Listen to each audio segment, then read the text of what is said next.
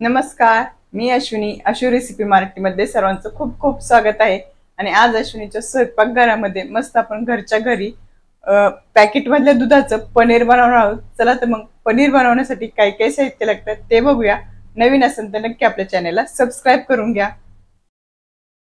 पनीर बनवण्यासाठी आपल्याला फुल fat cream म्हणजेच म्हशीचं दूध पाहिजे.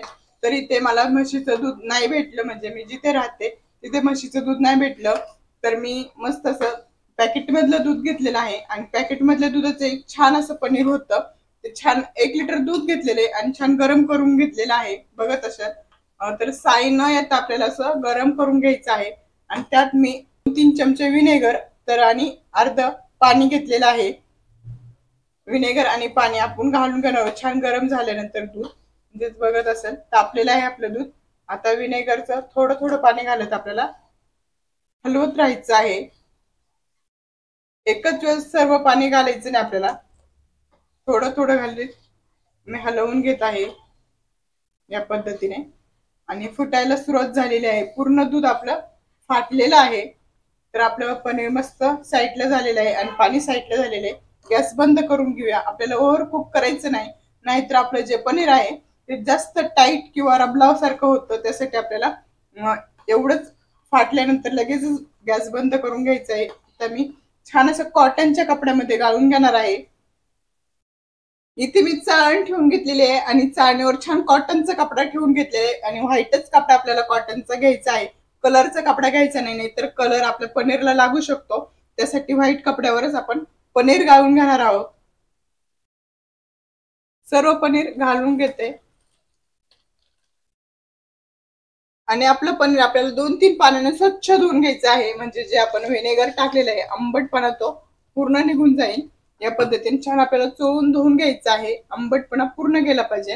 आणि व्हिनेगर नसेल तर लिंबू जरी घातलं तरी छान आपलं दूध फाटतं.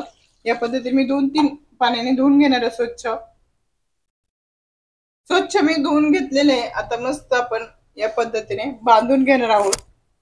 अगदी एक्स्ट्राचं पाणी पूर्ण आपल्याला काढून घ्यायचं या पद्धतीने आणि छान असा गोळा बांधून ठेवायचा आहे.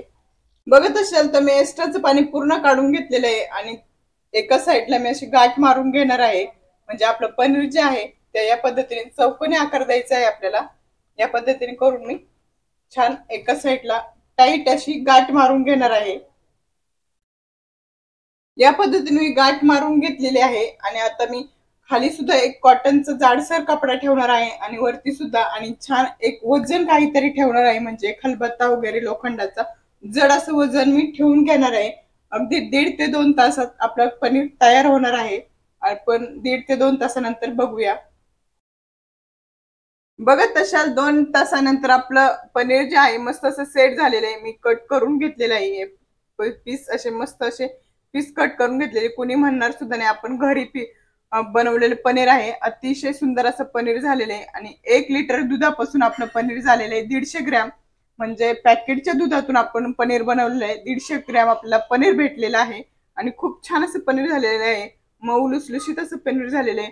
आणि आजची रेसिपी कशी वाटली नक्की कॉमेंट्स मध्ये सांगा. रेसिपी आवडली असेल तर नक्की लाईक करा, शेअर करा, चॅनलला सबस्क्राईब करा. अशाच नवीन रेसिपी संग पुन्हा भेटूया. तोपर्यंत स्वस्त राहा, मस्त राहा, मेन म्हणजे आपले व्हिडिओ बघत राहा. बाय सर्वांना.